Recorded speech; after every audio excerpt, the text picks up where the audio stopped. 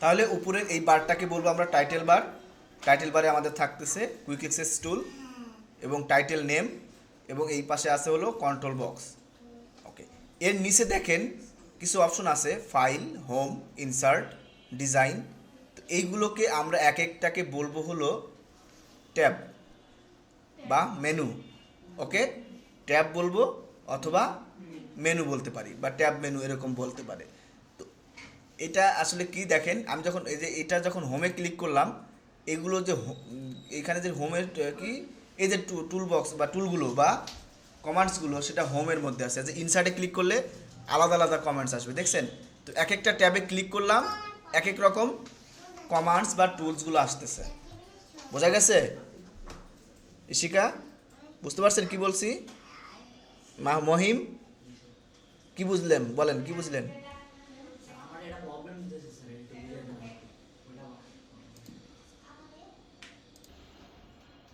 এই কমান্ডসগুলো আসে নাই, এই কমান্ডসগুলো যাদের আসে নাই, হ্যাঁ, তারা কি করবেন? তারা এখানে কই, এরপরে কি বলতেছিলাম, তো এগুলোকে কি বলে? ফাইল, হোম, ইনসার্ট, কি বলবো? মেনু, বা আমরা ট্যাব বলবো। কি বলবো? ট্যাব বলবো। এগুলোকে ট্যাব বার বা ট্যাব বলে, ঠিক আছে? আচ্ছা, এখন এই এক একটা ট্যাবে যখন আমি ক্লিক করতেছি তখন নতুন নতুন যে অপশনগুলো আসতেছে, এই অপশনগুলোকে বলবো হলো কমান্ডস। কি বলবো? এক একটা কমান্ডস, যেমন বি, এখানে বি একটা কমান্ড হিসেবে কাজ করবে, আই একটা কমান্ড, ইউ একটা কমান্ড হিসেবে কাজ করবে, এইটা একটা কমান্ড, এটা একটা কমান্ড। তো এগুলো কি আলাদা আলাদা, এক একটা আলাদা আলাদা কমান্ডস, কি আলাদা আলাদা কমান্ডস। ওকে, এক একটা কমান্ডস। আচ্ছা, তো এই কমান্ডসগুলো এক একটা গ্রুপে থাকে। যেমন এখানে ক্লিপবোর্ড, ক্লিপবোর্ড একটা গ্রুপের নাম। এই ক্লিপবোর্ডে থাকে কাট, কপি, পেস্ট। কিভাবে এখানে লেখালেখিগুলো কাট করব, কপি করব, পেস্ট করব, সেইগুলো একটা গ্রুপ হয়ে ক্লিপবোর্ড গ্রুপ নাম হয়েছে। ওকে, আচ্ছা, আর পাশে আরেকটা গ্রুপ আছে, এটা গ্রুপের নাম হলো ফন্ট। এই ফন্ট গ্রুপে দেখবেন এই যে দাগের, দুই দাগের মাঝখানে যা আছে সবগুলো একটা গ্রুপে আছে। তো এটাকে ফন্ট গ্রুপ। ফন্ট গ্রুপে কি আছে? ফন্ট বলতে এই যে লেখার যে লেটারগুলো বা টেক্সটগুলো, টেক্সট বলতে বোঝেন তো, এই লেখালেখি যে করি আমরা, যে লেখাগুলো লিখি, এগুলোই টেক্সট।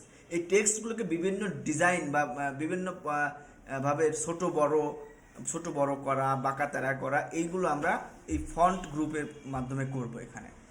এরপর আছে প্যারাগ্রাফ গ্রুপ, এরপর আছে স্টাইল গ্রুপ, এরপরে আছে এই যে এক একটা এডিটিং গ্রুপ, অ্যাডিংস গ্রুপ। তো এগুলো এক একটা গ্রুপস, ঠিক আছে? এই গ্রুপে কী কী কাজ সেটা আমরা একটু পরে দেখব। আচ্ছা, এরপরে এর নিচে যে অপশনগুলো দেখতে পাচ্ছেন, এই যে দাগগুলো, এটাকে বলতেছে রুলার বা রুলার বলে। তো এই রুলারটা হলো পেজের মাপ যোগের জন্য ব্যবহার দেখা যায়, ঠিক আছে? এই পাশে বাম পাশে এবং উপরে দুইটা রুলার থাকবে। এই রুলার দিয়ে আসলে মাপ যোগ করার জন্য।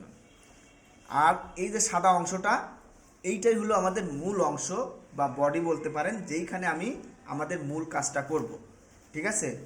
যেই বা এটা ডকুমেন্টস, মূল ডকুমেন্টসের যে কাজগুলো আমি মূল কাজগুলো এই সাদার মধ্যেই করব। এটা একটা পেজ। কি এটাকে বলে? পেজ। কি বলে? পেজ বলে। যেমন আমরা পেজের মধ্যে লেখালেখি করি না, সেই পেজ আর কি। এরপরে নিচের অপশন দেখতে পাচ্ছেন যে পেজ 1/1, 0 ওয়ার্ডস, ইংলিশ ইউনাইটেড, দেখতে পাচ্ছেন? এই টোটালটাকে বলতেছে স্ট্যাটাস বার। কি বার? স্ট্যাটাস। স্ট্যাটাস বলতে কি বোঝায়? কোনো কিছু মানে আমি যে এখানে লিখছি তার ওভারঅল একটা স্ট্যাটাস এখানে দিবে। আমি এখানে কয়টা পেজ নিছি, আমরা এখানে এখন একটা পেজ আছে, আমরা 2টা 3টা এভাবে 100 কোটি কোটি পেজ নিতে পারবো এখানে। সেই পেজ এখানে কয়টা পেজ আছে সেই পেজ দেখাবে, এখানে এতগুলো পেজ আছে, আমি কয় নাম্বার পেজে আসি সেই পেজের নাম্বারটা এখানে দেখাবে, আমি কতগুলো ওয়ার্ড এখানে লিখছি সেটা এখানে দেখাবে। তো এই স্ট্যাটাসগুলো এখানে দেখাবে। আচ্ছা, এরপরে এই স্ট্যাটাস বারের এই পাশের যে অপশনগুলো দেখতে পাচ্ছেন, এখানে প্লাস, এখানে মাইনাস, এবং এই যে অপশনগুলো দেখতে পাচ্ছেন, এটা হলো পেজটাকে জুম করা, জুম ইন করা, জুম আউট করা। যেমন এই যে এখানে দেখতে, এই পাশে মাইনাস, এই পাশে প্লাস। এখন এটা এই পেজটা আছে 100%, মানে 100% অপশনে আছে। আমি যদি এটা বাড়াতে চাই, দেখেন এই যে প্লাসে ক্লিক করলে কি হয়, দেখেন পেজটা আস্তে আস্তে বড় হচ্ছে, দেখতে পাচ্ছেন? এদিকে তাকান, পেজটা আস্তে আস্তে বড় হচ্ছে। এখন পেজটা 180% পর্যন্ত জুম ইন হয়েছে। ওকে, আবার মাইনাসে ক্লিক করলে পেজটা আস্তে আস্তে এই যে ছোট হতে হতে বোকা বাক্সে আটকে গেল, তাই না? আচ্ছা, তো এইভাবে আমরা ছোট বড় করতে পারি। আবার এই যে মাঝখানে যে ইয়াটা আছে, হাতল বলতে পারেন, এই হাতলটাকে ধরেও আমরা এই যে জায়গা মতো নিয়ে এদিক ওদিক নিয়ে যেতে পারি। ওকে, তো এইটাকে বলতেছে জুম অপশন, জুম ইন বা জুম আউট অপশন। আর এই যে পাশের অপশন দেখেন, এই যে এখানে ক্লিক করি নেই, জাস্ট মাউসটা নিয়ে গেছি, ক্লিক না করেই এখানে কি লেখা আসছে, রিড মুড। রিড মুড মানে বইয়ের মতো, আমরা বই পড়ি না, সেরকম একটা মুড আর কি। তো আমি যখন এটা ক্লিক করব তখন এই পেজটা দেখেন এরকম দেখাবে। ওকে, পেজটা এরকম দেখাবে। আচ্ছা, এরপরে আমি যখন এই মুড থেকে বের হয়ে আসব, এরপরে মাঝখানটা বলতেছে প্রিন্ট লেআউট মুড। ওকে, প্রিন্ট লেআউটে ক্লিক করলে নর্মাল মুডটা চলে আসবে। আমাদের মূল কাজটা এরকম থাকবে এবং এটা সবসময় এই ভিউতে থাকবে। বোঝা গেছে? সবসময় এই ভিউতে থাকবে। রিড মুড আমাদের খুব দরকারই নাই। এটা যখন লেখালেখি করবেন, অনেক লেখালেখি যখন করবেন একসাথে, লেখালেখি শেষে তখন পড়ার জন্য এখানে পড়ে একটু এখানে পড়তে গেলে ছোটো ছোটো লাগবে, তখন রিড মুড করে পড়া যায় আর কি। আর একটা আছে ওয়েব লেআউট মুড। এই ওয়েব লেআউট মুডটা আসলে একটা ওয়েবসাইটে কিভাবে দেখাবে সেটার একটা দেখাচ্ছে আর কি। পেজটা ওয়েবসাইটে এত বড় দেখাবে, এরকম দেখাবে সেই মুডটা। বুঝতে পারছেন? ওয়েবসাইট বলতে কোথায়, এই যে আমরা যখন এখানে ক্লিক করতেছি, এই যে আমরা যে ওয়ার্ডে কি একটা ক্রোমে ঢুকে এখন যদি কোনো একটা ওয়েবসাইট করি, যা মনে করেন যে ইউটিউবই লিখলাম, ইউটিউব না,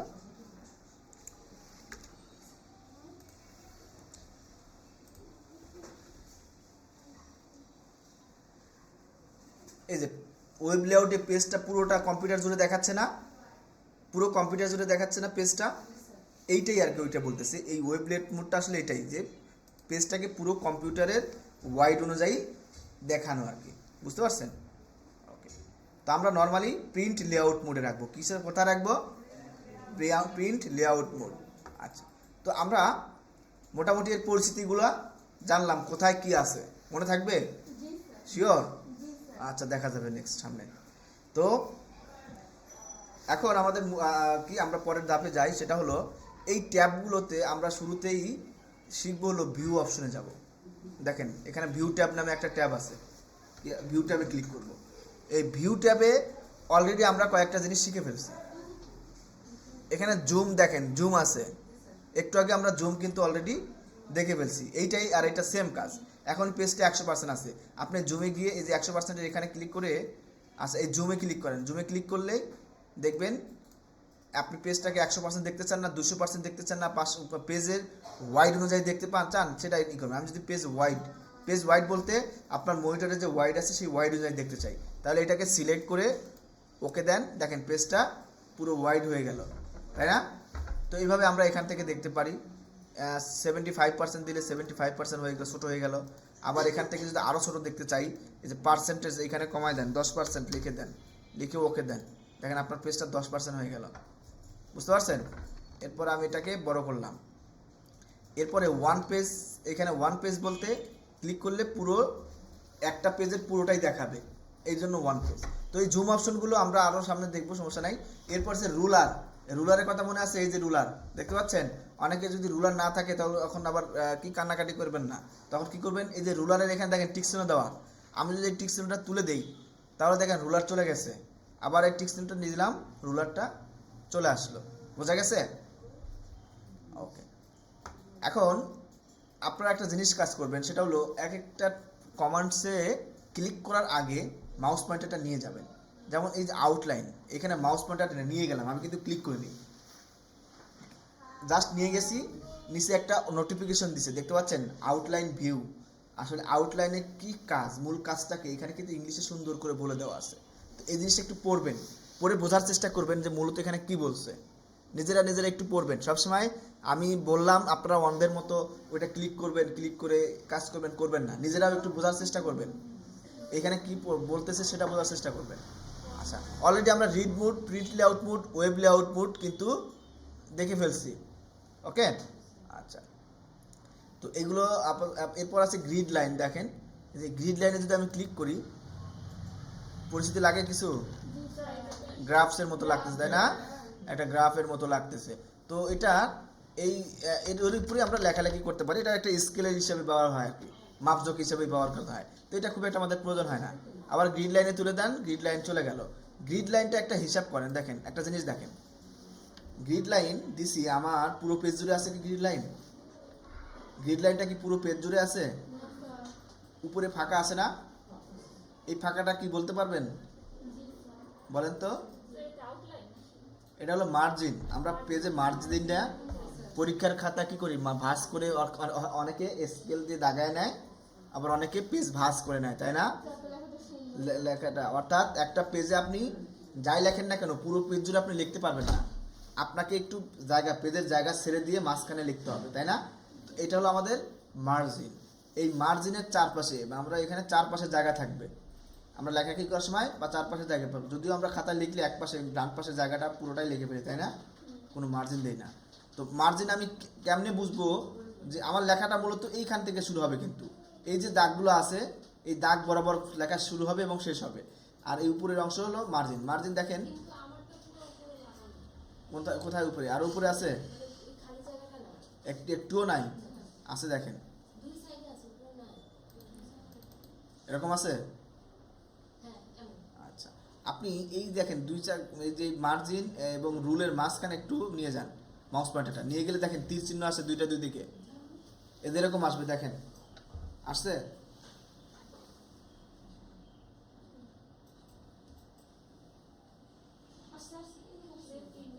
একটু ধীরে সুস্থে নেন। এখন ডাবল ক্লিক করেন, ডাবল ক্লিক করে উপর দিকে টান দেন, এখন ঠিক হয়ে গেছে না? আচ্ছা, ওইটা হলো আপনার একটা চলে যায় আর কি। যাই হোক, এইখানে দেখেন আমার এই মার্জিন এখান থেকে এই পর্যন্ত, আবার এইখানে রুলার এখান থেকে এই পর্যন্ত সাদা দেখতেছেন না?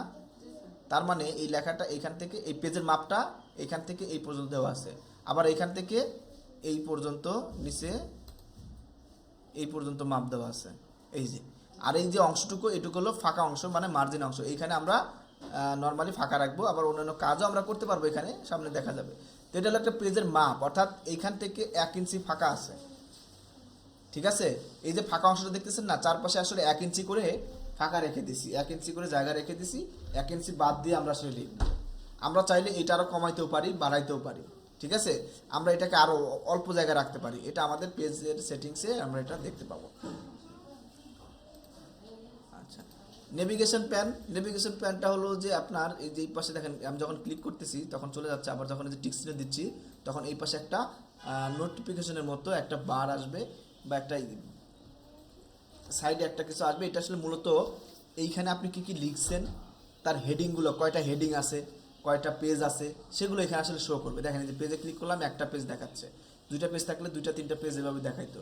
রেজাল্টে আসলে এখানে আপনি সার্চ দিবেন যা, সেইটা আপনার এইখানে যা লেখার পরে কোনো কিছু যদি খুঁজে বের করতে চান, সেটা আমি সার্চ করে এখান থেকে সার্চ করে বের করতে পারবো। আচ্ছা, এটা আমরা সামনে যখন লেখালেখি করি তারপর আবার দেখতে পাবো। আচ্ছা, এখন আমরা হোম বাটনে যাই। এগুলোর পরিস্থিতি আমরা আস্তে আস্তে জানবো, নেক্সট কি ক্লাসে আমরা আস্তে আস্তে জানবো, শেষের দিকে জানবো। এখন আমরা হোম ট্যাবে যাই। হোম ট্যাবে গেলাম, আমি নেভিগেশন বারটা এখান থেকে তুলে দিলাম।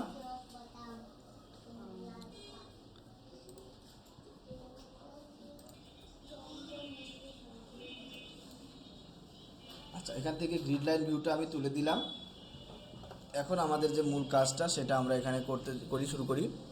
আচ্ছা, একটা ফাইল বা একটা ডকুমেন্টস বা Microsoft Word, Microsoft Excel, Microsoft PowerPoint, যেটাই আমরা ওপেন করি না কেন, আমাদের প্রথম কাজটা হবে এটা ওপেন করার পরে এটাকে সেভ করে রাখা। বুঝতে পারছেন? এটাকে আমরা আগে সেভ করে নিব। কেন সেভ করে নিব? মনে করেন এখন আমি এখানে অনেক কিছু লেখালেখি করলাম, ওকে? এই লেখালেখি আমি মনে করেন 2 পেজ 3 পেজ 10 পেজ লিখে ফেলছি। এখন এই মুহূর্তে যদি কারেন্ট চলে যায়, আপনার কম্পিউটার অফ হয়ে যাবে। আর অফ হয়ে গেলে এই যে আপনি কষ্ট করে এই লেখাগুলো লিখলেন, ডিজাইন করলেন, বিভিন্ন রকমের ফরম্যাটিং করলেন, সবগুলো নাই হয়ে যাবে, ঠিক আছে? হ্যাঁ, নাই হয়ে যাবে, পাবেন না। তো এর জন্য আপনাকে কী করতে হবে? প্রথমে এই ফাইলটাকে সেভ করতে হবে। এই ফাইলটা কিন্তু এখন আর সেভ নাই, এখন যদি ফোনটা কম্পিউটারটা অফ হয়ে যায় তাহলে এই ফাইলটাকে আমি আর খুঁজে পাবো না। ঠিক আছে, এটাকে প্রথমে সেভ করে নিব।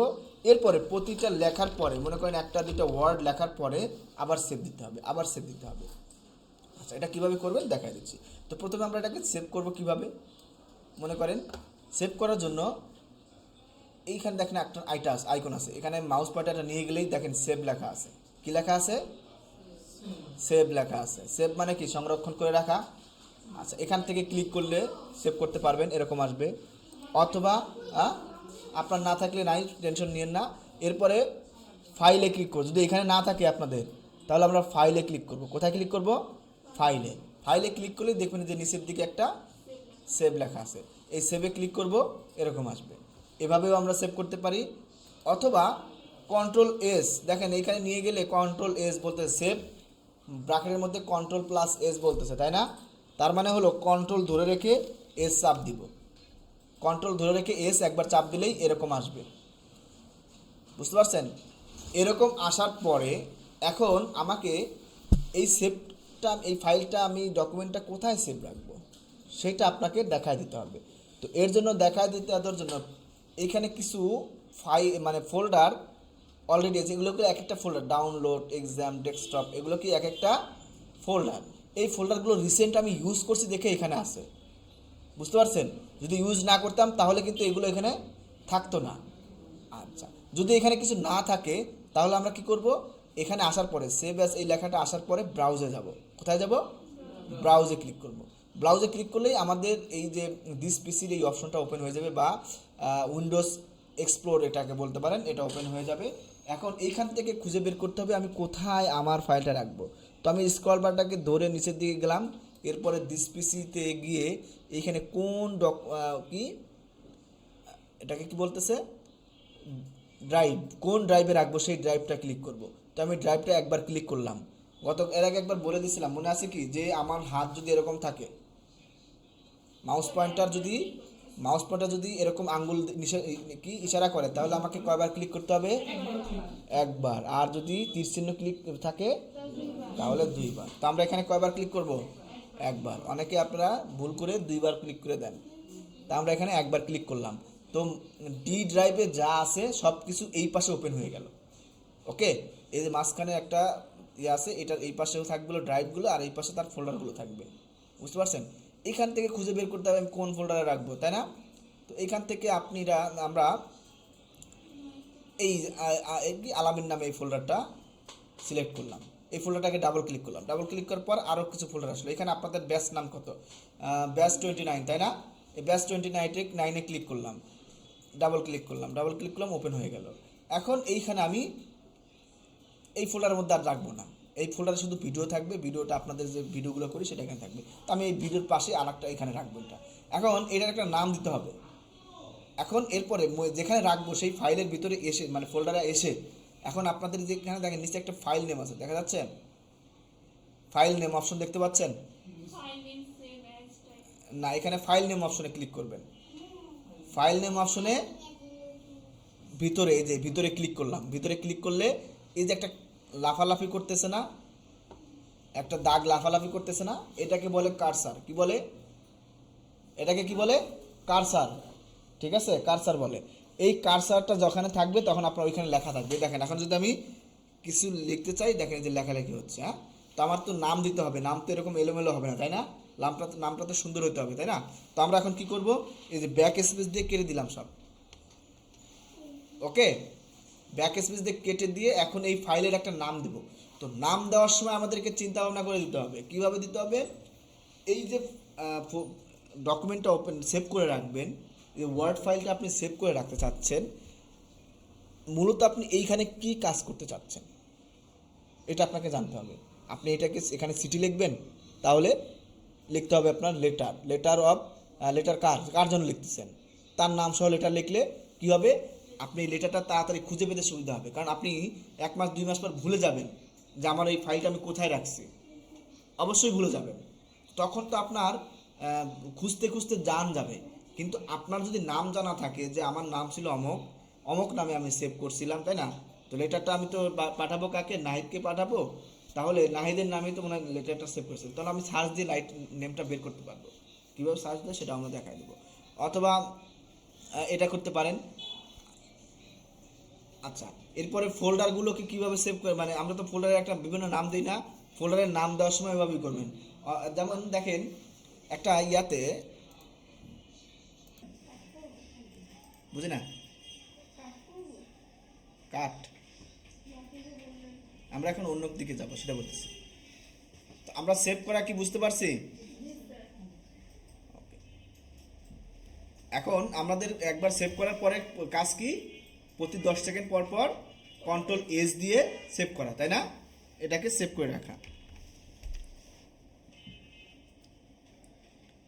আমরা যদি এইটাকে টাকা দিয়ে ইউজ করতাম, ফাইলটা, এই যে মাইক্রোসফট অফিসটা যদি টাকা দিয়ে ইউজ করতাম, টাকা দিয়ে ইউজ করলে এটা নেটের সাথে একটা কানেক্ট থাকতো, আর নেটের সাথে অলরেডি নেটের সাথে কানেক্ট হয়ে থাকতো। এখন যদি আসে কিন্তু এটা নেটের সাথে কোনো কানেক্ট নাই। আর নেটের সাথে টাকা কানেক্ট হয়ে থাকলেও মানে, আচ্ছা, ওই নেটের সাথে কানেক্ট হবে ভিন্ন। আমরা যদি এটা টাকা দিয়ে ইউজ করতাম, ওকে, টাকা দিয়ে ইউজ করলে আপনারা অলরেডি কী করতাম, এইটার আমাদের সেভ করতে হতো না, অটোমেটিক সেভ হয়ে যেত। তখন এই ফাইলটা তখন অটোমেটিক সেভ হয়ে যেত, ওরাই সেভ করে নিত, আপনাকে আর সেভ করতে হতো না। বুঝতে পারছেন? তখন কারেন্ট গেলেও কি না গেলেও কি ওরা অটোমেটিক সেভ করে রাখতো। আচ্ছা, এখন আমরা একটু টাইপিং ক্লাসের দিকে যাই।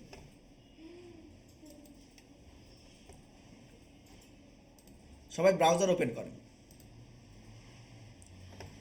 ক্রোম ব্রাউজার অথবা যে কোনো একটা ব্রাউজার ওপেন করেন। করছেন? এরপর অ্যাড্রেস বারে যান, অ্যাড্রেস বারে লেখেন টাইপিং ক্লাব। কি লিখবেন? Typing club. এই যে টাইপিং ক্লাব চলে আসছে, দেখতে পাচ্ছেন? এই যে এই টাইপিং ক্লাবে ক্লিক করেন বা ক্লাব লিখে ইন্টার দেন বা সার্চ করেন। করছেন সবাই? সবাই আসছে? এরকম একটা ইয়ে আসছে, হ্যাঁ, এইটাতে ক্লিক করেন। ক্লিক করছেন? এরকম আসছে সবার? রূপা খানম, আপনার আসছে? মহিম, ওকে। এখন গেট স্টার্টে ক্লিক করেন। আচ্ছা, তার আগে গেট স্টার্টের আগে একটু যে ব্যাকে দেন, যেখান থেকে ব্যাকে যান, আগে আসেন। এখানে আসার পরে আপনারা একটা অ্যাকাউন্ট খুলবেন। এই যে লগ ইন দিয়ে আপনাদের যে জিমেইল অ্যাকাউন্ট আছে না, সেই জিমেইল অ্যাকাউন্ট দিয়ে একটা করবেন। দেখেন কীভাবে অ্যাকাউন্ট খুলবেন দেখাই দিই। লগ ইনে ক্লিক করবেন, লগ ইনে ক্লিক করলে এরকম আসবে, ওকে। এরপরে আপনার জিমেইলটা যদি আপনার কম্পিউটারে যদি লগ ইন করা থাকে, তাহলে আপনি সরাসরি লগ ইন উইথ গুগল দিতে পারেন, অথবা আপনি আপনার যদি নাও করা থাকে, আপনি নতুন করে আপনার মেইলটা এখানে লেখেন। এখানে আপনার মেইল লিখবেন, তারপর একটা পাসওয়ার্ড দিবেন। সরি, এখানে না, সাইন আপ দিতে হবে। তাহলে কোথায় যাব? Sign up. নতুন করে যদি এখানে অ্যাকাউন্ট করতে চান তাহলে আমরা সাইন আপে যাব। সাইন আপে গিয়ে প্রথমে ফার্স্ট নেম, লাস্ট নেম, তারপর একটা ইউজার নেম দিবেন। ইউজার নেমটা একটু ইউনিক হতে হবে, নিজের মতো করে দিবেন, কিন্তু ইউনিক দিতে হয়, মানে ওদের সাথে না মেলে দিবেন। এরপরে পাসওয়ার্ড দিবেন, পাসওয়ার্ড দিয়ে আই এগ্রি দিবেন, দিয়ে সাইন আপ করবেন। তাহলে আপনার এটা সাইন ইন হয়ে যাবে, ওকে। সবচেয়ে হ্যাঁ, বুঝি না, হ্যাঁ, ওইটা তো জিমেইল অ্যাকাউন্ট। এখন আপনাদের একটু অ্যাকাউন্ট সম্পর্কে ধারণা দিই।